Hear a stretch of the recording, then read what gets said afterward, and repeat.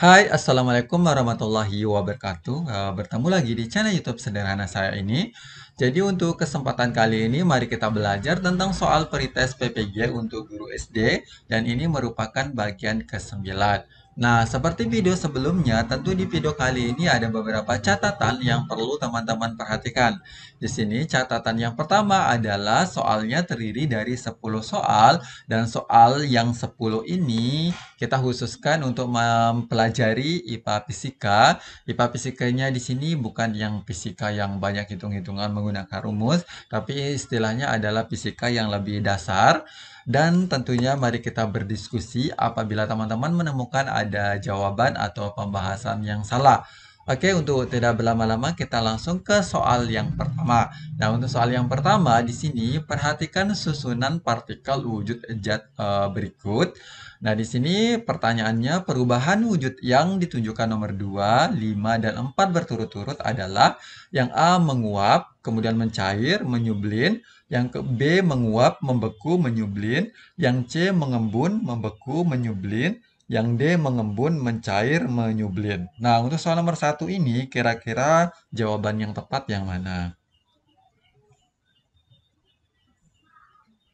Oke, jadi untuk soal nomor satu ini jawaban yang tepat adalah yang D, yaitu mengembun, kemudian mencair, sama menyublim. Nah, untuk menjawab pertanyaan nomor satu ini, tentu teman-teman harus teliti memperhatikan gambar ini. Kemudian di sini kira-kira teman-teman bisa nggak membedakan partikel wujud zat dalam gambar ini. Nah, seperti yang kita ketahui bahwa wujud zat itu ada tiga macam. Yang pertama ada yang padat, kemudian ada yang cair dan ada yang gas. Nah, dan di sini di gambar ini adalah partikelnya. Nah, maka dari itu teman-teman harus bisa membedakan di mana partikel zat yang padat, yang cair, sama yang gas. Nah, sekarang kita bahas sedikit tentang gambar ini. Di sini kita pertama yaitu terkait dia dengan partikel zat gas. Di sini terlihat bahwa partikelnya itu antara partikel satu dengan partikel lain itu berjarak sangat jauh, dan tentunya partikel ini bergerak bebas. Nah, berikutnya di sini ada partikel zat padat di mana partikel antara satu dengan yang lainnya itu berhimpitan, dan tentunya ini dia terikat antara satu dengan yang lainnya. Berikutnya di sini ada partikel dari zat cair di mana partikelnya bergerak bebas juga. Antara partikel satu dengan partikel yang lain juga memiliki jarak walaupun tidak sejauh jarak di partikel eh, zat gas. Nah, setelah teman-teman sudah membedakan partikel zat gas, padat, dan cair ini, sekarang fokusnya ke nomor 2, 5, dan 4. Nah, jadi 2, kita mulai dari yang 2, karena nomor 2 ini dia gas menuju ke cair, otomatis ini yang disebut sebagai mengembun. Berikutnya yang nomor 5. Nah, dari nomor 5 ini berarti padat ke cair. Karena padat ke cair tentu ini disebut mencair. Nah, berikutnya di sini yang keempat. Yang 4 ini adalah dari gas ke padat, dan ini disebut sebagai menyublim. Oke, sekarang kita lanjut ke soal nomor 2. Nah, untuk soal nomor 2, perhatikan gambar. Ini ada gelas yang tentunya ada airnya yang memiliki suhu. Suhunya di sini adalah 40 derajat Celcius. Nah, pertanyaannya di sini, jika suhu zat cair tersebut diukur dengan termometer lain menunjukkan angka 104 derajat, maka termometer yang dimaksud adalah yang A Fahrenheit, suhunya 72 derajat Fahrenheit dan Kelvin, dan Kelvinnya suhunya 413 Kelvin. Yang B Fahrenheit, suhunya 104 derajat Fahrenheit dan Kelvin suhunya 313 Kelvin. Yang C Kelvin suhunya 313 Kelvin dan Fahrenheit suhunya 72 derajat Fahrenheit. Dan yang D Kelvin suhunya 273 Kelvin dan Fahrenheit suhunya 72 derajat Fahrenheit. Nah, untuk soal nomor 2 ini kira-kira jawaban yang tepat yang mana?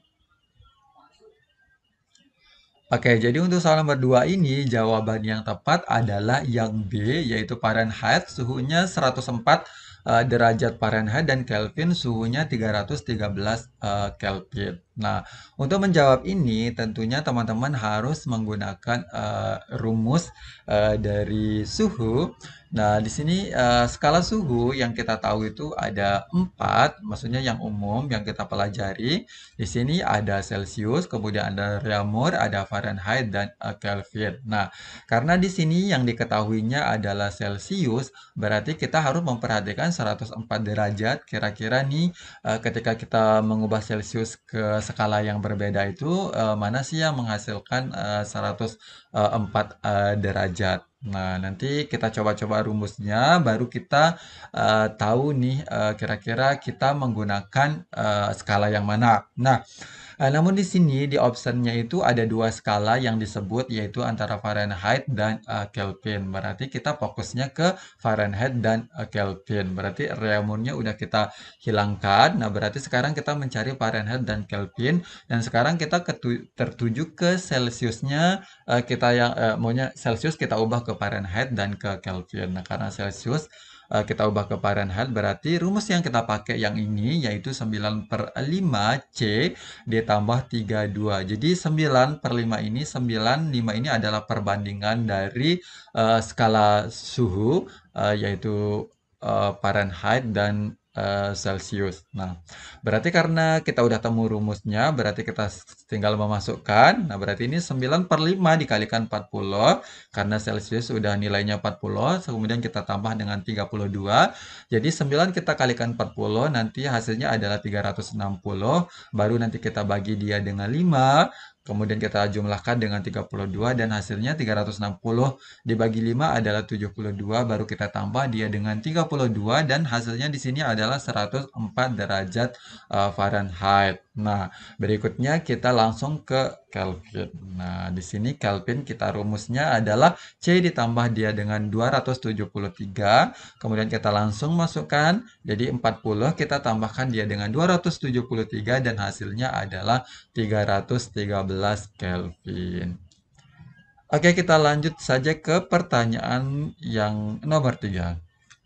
Nah, di sini untuk soal nomor 3, perhatikan gambar berikut. Silakan diperhatikan gambarnya.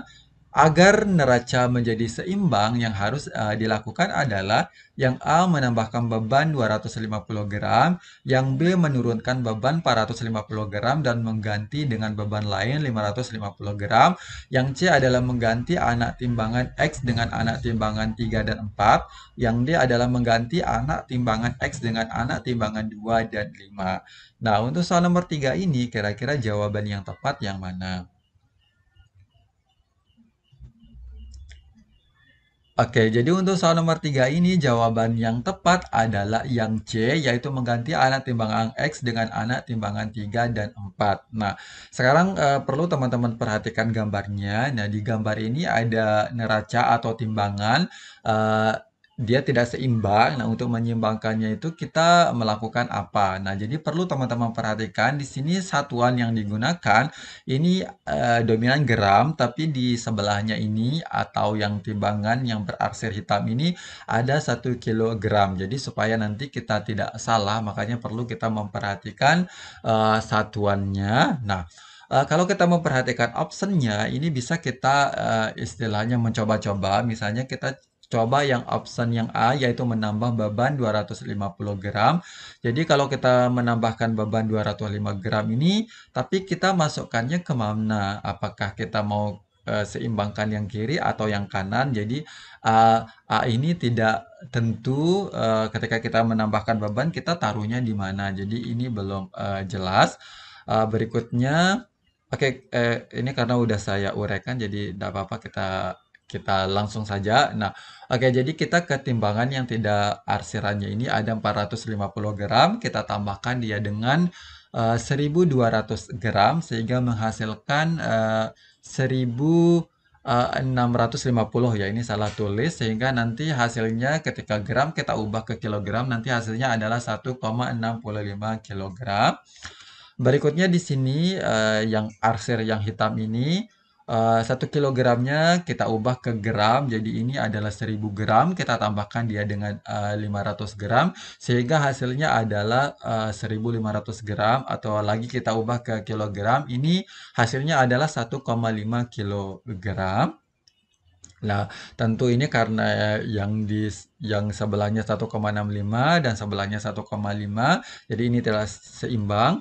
Maka tadi yang saya katakan, kita beralihnya ke yang B. Nah, kalau yang B menurunkan beban 450 gram dan mengganti dengan beban lain 550 gram, berarti yang kita turunkan beban yang 450 gram ini udah jelas yang kita turunkan, baru kita ganti dia dengan 550 gram, dan di sini hasilnya adalah 1750 gram. Jadi ini tetap tidak seimbang. Jadi ini tetap tidak seimbang hasilnya. Nah, kalau yang C mengganti anak timbangan X dengan anak timbangan 3 dan 4, nah berarti 3 dan 4 itu nilainya adalah 100 gram, kemudian ada 50 gram, berarti di sini kita tambah dia dengan 1000 gram, ditambah dia dengan 500 gram, kemudian kita tambah dengan 100 gram, dan ditambah dengan 50 gram, jadi di sini hasilnya adalah 1650 gram, atau ketika kita mengubah ke kilogram nanti hasilnya adalah 1,65 kilogram. Nah, jadi yang tepat makanya yang di C, karena akan seimbang hasilnya, yaitu 1,65 kilogram. Oke, kita lanjut saja ke soal nomor 4. Nah, untuk soal nomor 4, silakan teman-teman memperhatikan juga gambarnya. Sebuah mistar digunakan untuk mengukur panjang beberapa pensil seperti gambar di bawah ini. Nah, berdasarkan gambar, panjang pensil yang benar adalah yang A, pensil 1 sama dengan 3,9 cm. Berikutnya yang B, pensil 2, 3 cm. Yang C, pensil 3 sama dengan 5,7 cm. Yang D, pensil 4 sama dengan 6,6 cm. Nah, untuk soal nomor 4 ini, kira-kira jawaban yang tepat yang mana? Oke, jadi jawaban yang tepat di sini adalah yang B. Oke, sekarang kita lihat penjelasan. Intinya di sini ketika kita mengukur untuk menggunakan penggaris, otomatis start kita mengukur adalah dari 0. Nah, maka di sini untuk kita mengukur pensil yang satu, ini kan mistarnya dimulai dari angka 3, dan ini untuk soal nomor 1, bukan soal nomor 1, tapi pensil 1 ini ukurannya adalah 1,9 cm. Berikutnya pensil yang kedua ini adalah 3 cm. Yang ketiga, pensil yang ketiga ini ukurannya adalah 2,2 cm. Nah, sedangkan yang pensil keempat ini ukurannya adalah 2,1 cm. Makanya di sini jawaban yang tepat tentu adalah pensil yang kedua, di mana ukurannya adalah 3 cm. Oke, sekarang kita ke soal nomor 5. Nah, untuk soal nomor 5, perhatikan gambar berikut. Silahkan teman-teman perhatikan gambar. Nah, Sekolah Taruna Bakti mengadakan lomba lari jarak jauh. Waktu tercepat yang dicapai salah satu siswa untuk menempuh jarak tersebut ditunjukkan oleh stopwatch. Nah, waktu tempuh siswa tersebut adalah yang A 725 sekon, yang B adalah 775 sekon, sedangkan yang C adalah 1475 sekon, yang D adalah 1525 sekon. Nah, untuk soal nomor 5 ini kira-kira jawaban yang tepat yang mana? Oke, jadi untuk soal nomor 5 ini jawaban yang tepat adalah yang D, yaitu 1525 skon. Nah, jadi kita harus bisa membaca penggunaan dari stopwatch ini. Nah, jadi bagaimana cara kita membaca di sini? Nah, jadi lingkaran yang kecil sebenarnya sih gambarnya tidak terlalu terang, tapi setidaknya ini udah ada kelihatan angka-angkanya. Nah, jadi kita mulai dari lingkaran kecil. Nah, jadi lingkaran kecil yang ada di stopwatch, maksudnya lingkaran kecil yang ada di bagian dalam stopwatch ini eh, merupakan skala menit. Nah, sedangkan lingkaran besar ini merupakan skala detik. Nah, baru di sini karena di sini skala pada lingkaran kecilnya itu adalah 25 menit. Nah, berarti sekarang 25 menit ini karena di optionnya adalah sekon, maka kita ubah 25 menit ini menjadi sekon, yaitu 25 menit hasilnya adalah 1500 detik atau sekon, dan skala pada lingkaran besar adalah 25 detik. Nah, jadi tinggal kita tambahkan aja 1500, kita tambahkan dia dengan 25, jadi hasilnya di sini adalah 1525 sekon. Oke, sekarang kita lanjut ke soal nomor 6. Nah, untuk soal nomor 6, perhatikan pernyataan berikut ini. Yang pertama ini ada singkong dibuat menjadi tape. Kemudian yang kedua, bola lampu pijar menyala. Yang ketiga, besi dialiri listrik menjadi magnet. Yang keempat, kayu dibakar menjadi arang. Nah, berdasarkan pernyataan, perubahan fisika ditunjukkan oleh angka yang A 1 dan 2, yang B 1 dan 4, yang C 2 dan 3, yang D 3 dan 4. Nah, untuk soal nomor 6 ini kira-kira jawaban yang tepat yang mana? Oke, jadi untuk soal nomor 6 ini jawaban yang tepat adalah yang C, yaitu 2 dan 3. Duanya adalah bola lampu pijar menyala, yang ketiga adalah besi dialiri listrik menjadi magnet. Oke, sekarang kita lihat uraian singkatnya. Kita mulai dari perubahan fisika atau fisis adalah perubahan yang tidak menghasilkan zat baru, melainkan yang berubah hanyalah wujud dan bentuknya. Perubahan fisika dapat diakibatkan oleh sifat perubahan wujud atau titik lelah dan didih, kelarutan, berat jenis, warna, rasa, bau, daya hantar. Berikutnya di sini untuk perubahan kimia adalah suatu perubahan materi yang menghasilkan jenis dan sifat materi berbeda baru dari zat semula dinamakan perubahan kimia, dinamakan juga reaksi kimia atau reaksi. Oke, di sini salah satu ciri perubahan fisika adalah dapat kembali lagi ke wujud semula atau tidak terbentuk zat baru.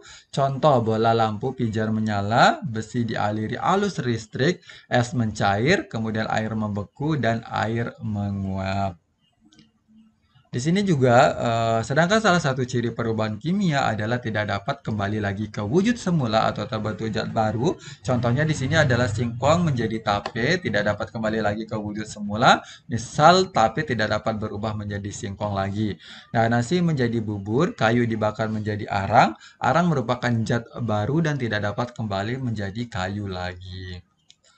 Oke, sekarang kita lanjut ke soal nomor 7. Nah, untuk soal nomor 7, perhatikan gambar komposisi berikut. Jadi ini ingredient atau komposisi. Dan di sini fungsi zat yang diberi tanda X adalah A. Pembersih, yang B adalah pewangi, sedangkan yang C adalah pelarut, sedangkan yang D adalah pelembut. Oke, untuk soal nomor 7 ini kira-kira jawaban yang tepat yang mana? Oke, jadi untuk soal nomor 7 ini jawaban yang tepat adalah yang B, yaitu sebagai pewangi. Nah, sekarang kita lihat uraian singkatnya. Di sini untuk uraian singkatnya, fragrance adalah wewangian dengan aroma khas yang sejenisnya ada sangat banyak. Berikutnya di sini, fragrance adalah campuran berbagai bahan aromatik yang memiliki wangi tertentu, termasuk pula bahan adiktif lain yang mendukung fungsi parfum tersebut. Di sini, fragrance biasanya ditemui pada produk perawatan tubuh seperti sampo, kemudian sabun, lotion, hingga skincare untuk wajah seperti toner, pelembab, hingga krim malam. Oke, kita lanjut ke soal nomor 8. Nah, untuk soal nomor 8, perhatikan grafik berikut. Nah, jadi silakan teman-teman perhatikan grafiknya. Berdasarkan grafik, hubungan yang tepat antara jumlah rokok yang dihisap setiap hari terhadap peningkatan risiko kanker paru-paru adalah yang A, semakin banyak jumlah rokok yang dihisap, semakin besar risiko menderita kanker paru-paru. Yang B adalah jumlah rokok yang dihisap tidak mempengaruhi risiko menderita kanker paru-paru. Yang C adalah semakin sedikit jumlah rokok yang dihisap, semakin besar risiko menderita kanker paru-paru. Yang D adalah semakin banyak jumlah rokok yang dihisap, semakin kecil risiko menderita kanker paru-paru. Nah, untuk soal nomor 8 ini, kira-kira jawaban yang tepat yang mana? Oke, jadi untuk soal nomor 8 ini jawaban yang tepat adalah yang A, yaitu semakin banyak jumlah rokok yang dihisap, semakin besar resiko menderita kanker paru-paru. Nah, sekali lagi saya sedikit mengingatkan, jadi teman-teman juga harus pandai membaca sebuah grafik. Istilahnya numerik kita itu harus kita tingkatkan karena tidak bisa dipungkiri bahwa sekarang itu tingkat literasi dan numerik itu lagi gencar oleh pemerintah. Jadi bisa saja nanti pada saat kita mengikuti tes yang numerik, kemudian literasinya itu diperbanyak. Misalnya literasinya paling soalnya panjang, kemudian mencari sebuah kesimpulan, atau numeriknya itu menggunakan grafik atau diagram dan lainnya. Jadi teman-teman mengasah skill dalam literasi dan numerik. Oke, sekarang kita lihat uraian singkatnya. Karena ini grafiknya menunjukkan istilahnya stabil, maksudnya makin naik ke sana. Jadi keterangannya di sini dari grafik terlihat bahwa grafik tersebut merupakan garis linear. Jadi jawaban yang tepat tentu adalah yang A. Karena di sini grafiknya itu kan semakin menaik ya. Jadi tentunya di sini beresiko untuk menderita kanker paru-paru. Oke, sekarang kita lanjut ke soal nomor 9. Nah, untuk soal nomor 9, perhatikan pernyataan berikut. Nah, garam yang kita konsumsi pada umumnya berasal dari air laut. Kemudian petani garam di Madura memanfaatkan panas matahari untuk membuat garam. Nah, mereka menampung air laut pada tambak-tambak di tepi pantai sehingga dapat terkena panas matahari langsung, kemudian secara bertahap akan dihasilkan garam dan diproses lebih lanjut sehingga diperoleh garam dapur yang siap dikonsumsi. Nah, proses pemisahan yang dilakukan oleh petani garam tersebut adalah yang A adalah evaporasi, sedangkan yang B adalah filtrasi, sedangkan yang C adalah destilasi, yang D adalah kromatografi. Kromatografi. Nah, untuk soal nomor 9 ini, kira-kira jawaban yang tepat yang mana? Oke, jadi untuk soal nomor 9 ini jawaban yang tepat adalah yang A, yaitu evaporasi. Oke, sekarang kita cari pengertian dari masing-masing option. Nah, sekarang kita mulai dari penguapan atau evaporasi. Ini merupakan salah satu cara pemisahan campuran suatu larutan antara zat terlarut dan pelarutnya.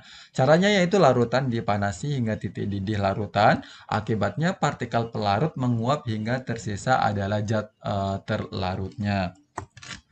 Di sini ada filtrasi atau penyaringan. Ini merupakan pemisahan campuran yang didasarkan pada perbedaan ukuran partikel-partikel zat yang bercampur.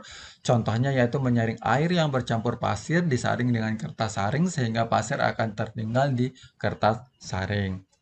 Berikutnya di sini ada tentang penyulingan atau distilasi. Nah, ini merupakan proses pemisahan campuran zat cair yang didasarkan pada perbedaan titik didih zat. Nah, proses pemisahan campuran dengan cara penyulingan dilakukan dengan dua proses, yaitu penguapan dan pengembunan. Nah, contoh pemisahan campuran dengan cara destilasi antara lain memperoleh bensin dari campuran antara air dan bensin. Berikutnya memperoleh air murni dari campuran air yang sudah terkotori, zat padat yang larut di dalamnya, kemudian memperoleh air dari campuran air dan garam.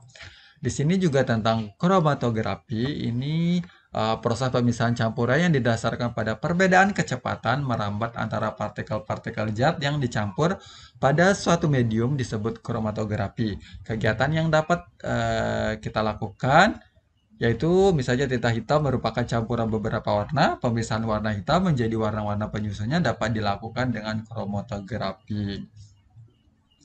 Oke, sekarang kita lanjut ke soal nomor 10 atau soal yang terakhir. Nah, di sini perhatikan gambar berikut. Di sini ada kaca, kemudian ada wall dan sutera.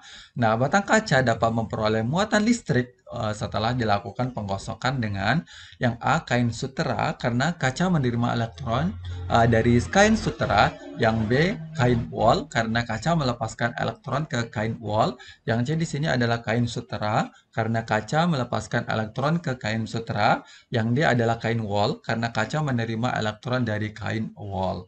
Nah, untuk soal nomor 10 ini kira-kira jawaban yang tepat yang mana?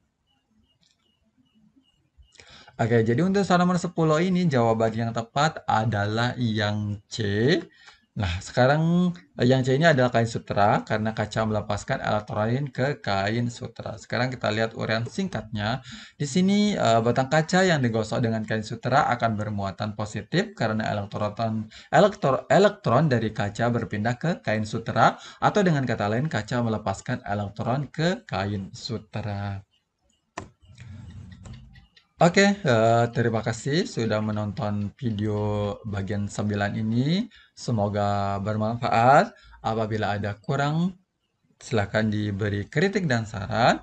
Wabillahi taufiq wal hidayah. Wassalamualaikum warahmatullahi wabarakatuh. Bye-bye.